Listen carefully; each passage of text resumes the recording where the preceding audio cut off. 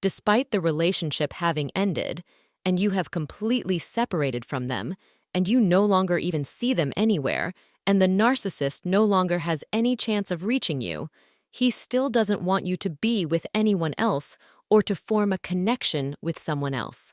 This is when he becomes unable or helpless to regain you once again. This is due to one reason, folks, which will be the subject of our discussion. Although my way of speaking is in the form of mentioning to facilitate the transfer of information, it is essential to know that everything we discuss about narcissism is not specific to any particular gender, whether it be women or men. Narcissistic personalities can be either male or female. Thank you very much for your support. If you find this content useful, please like, subscribe, and share. Thank you for helping to share this message with those who can benefit from it. When it comes to narcissists, the issue is all about a person with a disorder, especially a disorder related to attachment. Because they have this disorder, they believe that they have the right to possess you completely. Due to the narcissist's inability to form natural relationships, they also can't separate from you in a normal or healthy way, like the regular relationships where there is attachment and detachment in a natural manner. The specific disorder I'm referring to is that the narcissist doesn't want you to be with anyone else because he believes, deep down, that you belong to him. In his mind, all your attributes or belongings that he needs from you are also his personal property. He cannot relinquish them, even after cutting off the relationship and separating from you. For the narcissist, you belong to him, and all your qualities or belongings that he needs from you are also his property. You are under his complete control and domination. He can manipulate you as he pleases, whenever he wants. Try to think about it this way. If you love a narcissistic person, or have been in a relationship with them, whether it was a marital, familial, or workplace relationship, any relationship with a specific person who has a narcissistic personality disorder, the narcissist believes that just because you have feelings and emotions toward him, these feelings should continue to exist with the same intensity as they did at the beginning of the relationship. You are supposed to continue giving the narcissist all the emotions he expects from you continuously, even though he doesn't see or understand that you have feelings of your own, will, and the freedom to choose your life and arrange it according to your personal needs and desires. You have the right to continue your life after separating from him and to live it again by your choice, not his. You don't belong to him, and he doesn't control your life as he used to expect. What the narcissist cannot comprehend, nor will he ever believe, is that this is your right as a human being, the right to choose your life and arrange it according to your personal and emotional needs. This is entirely natural in life. You don't stay fixated on a particular thing, nor does life stop at a specific failed relationship, your own misjudgment, or when the person you were with couldn't appreciate you as a human being or value your feelings and emotions. The narcissist cannot distinguish between what he believes in and what only exists in his delusional mind and the actual reality. Even inside the narcissist's mind, he thinks that his actions are correct, and what's in his mind, which he believes in, is the norm, while others are unable to understand it. He always imagines that a separation is not really a separation, as we perceive it, but he considers it merely a phase that will pass. He believes that he will regain you when he decides. For the narcissist, it's not about wanting you or the relationship you had. Instead, it's about fulfilling specific needs in the narcissist's mind. He wants to regain your attention, focus, and admiration, which you used to give him. In the narcissist's mind, this is not about desire for you or the previous relationship. It's about satisfying certain needs he has.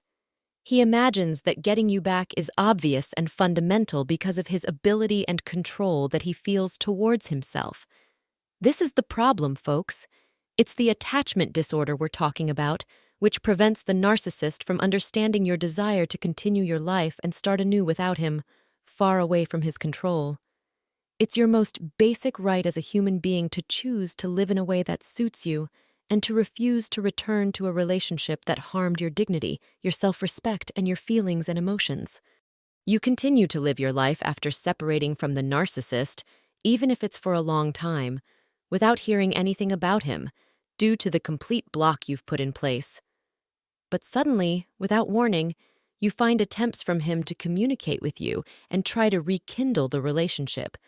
The problem is that you'll discover that the narcissist cannot allow you to live your life again because, in his mind, he believes he owns you and controls you, even though he's not with you or connected to you in any way. The issue with the narcissist is that he doesn't want anyone else to take his place in control and dominance. The narcissist measures every relationship by the degree of control and dominance he can exercise over it. Even if he's convinced of the separation or your right to distance yourself from him, he can't accept the idea of someone else having control over you because, in the narcissist's view, every person is a tool that he has the right to control, and he never thinks about it in human terms or as a human right. He believes that no matter how far you are from him or how long the separation lasts, if he decides he wants you, he can simply come and take you back as if you were an object he owns. The narcissist never considers or believes that he's abnormal or that what he does is wrong. He never realizes that his actions can harm another person, and he never feels that you have the right to feel pain from his actions. The narcissist faces a significant problem in personal relationships. He can't accept that he could continue his life without a victim, or without the person he considers the source of his sustenance and supply. He can continue his life with a new source and a new victim, but he cannot accept the idea that there is a source of supply that he loses. Therefore, the narcissist constantly moves from one relationship to another without ever feeling that what he's doing is strange or wrong. When the narcissist acts this way, he is entirely convinced that he has no psychological problem that makes him behave this way. It's merely his way of life and his chosen path. The narcissist doesn't bother himself with introspection or questioning why he behaves this way because he lacks any empathy for people who suffer due to his style and way of life. He never acknowledges that what he did gives you the right to feel pain or hurt because of his actions. The narcissist believes and feels that it's his right to control you, your life, and your emotions during the relationship, and even after the separation. He never acknowledges your right to live life on your terms and sees you as entirely responsible for meeting his needs and desires. When he senses that you're not giving him what he's accustomed to, he considers it as your rejection, including your refusal to participate in the attachment disturbance he's experiencing. The narcissist, as I mentioned before, cannot understand others' feelings and needs correctly. In his view, his needs are natural and without any willful intent on his part. By this, I mean he doesn't see his needs as something he consciously demands, but rather something he believes is entirely his right for others to fulfill without boredom, fatigue, or any form of objection. The narcissist constantly needs to feel his importance and value due to his inflated ego.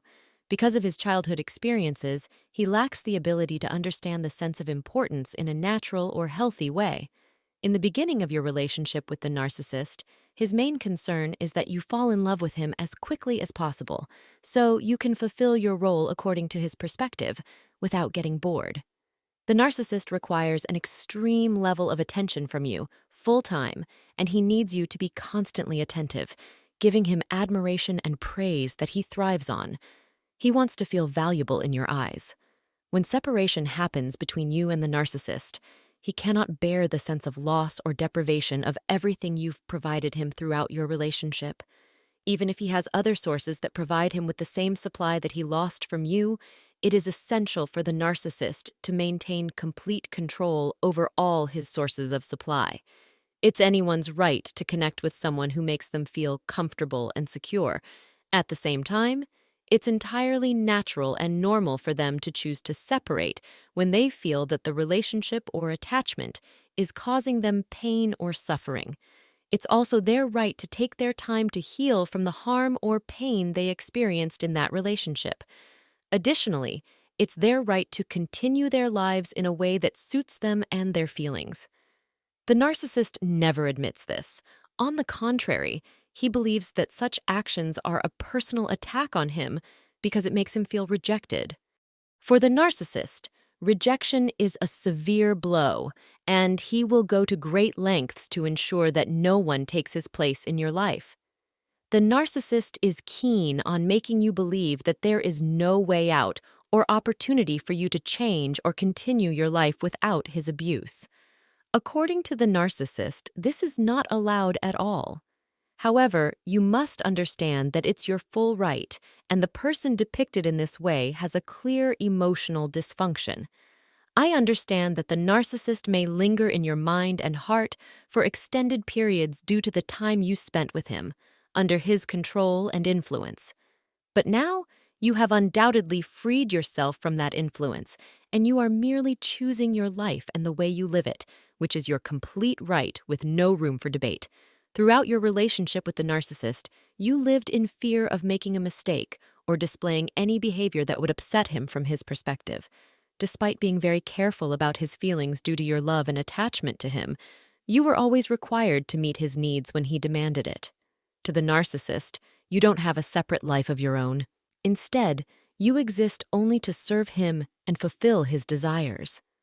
This is how the narcissist sees you because he lacks any ability to communicate with others naturally. You must also know that regardless of the nature of your relationship with a narcissistic person, it is a completely shallow relationship because it is based on his exploitation of you and your emotions without any concern for your feelings or the feelings of others. What makes the relationship with a narcissist shallow is the absence of any genuine emotional attachment. The only true attachment in the relationship is your attachment to him and your genuine love that you gave him, which he did not preserve and considered it as his acquired right. This right does not impose any commitment on his part or on anyone else. Furthermore, the narcissist acts in this way, as I mentioned earlier, because he lacks the ability to communicate with others naturally or to form a genuine relationship that involves some level of mutual exchange and concern for the other person's feelings. This is supposed to be the foundation of any relationship, regardless of its label. However, his relationship is entirely selfish and exploitative. The narcissist will not stop living his life in the same way, no matter what relationships he enters or people he becomes involved with. He will never change his way of life, regardless of the size of the harm he causes to others or the pain he sees in your eyes due to his abusive actions.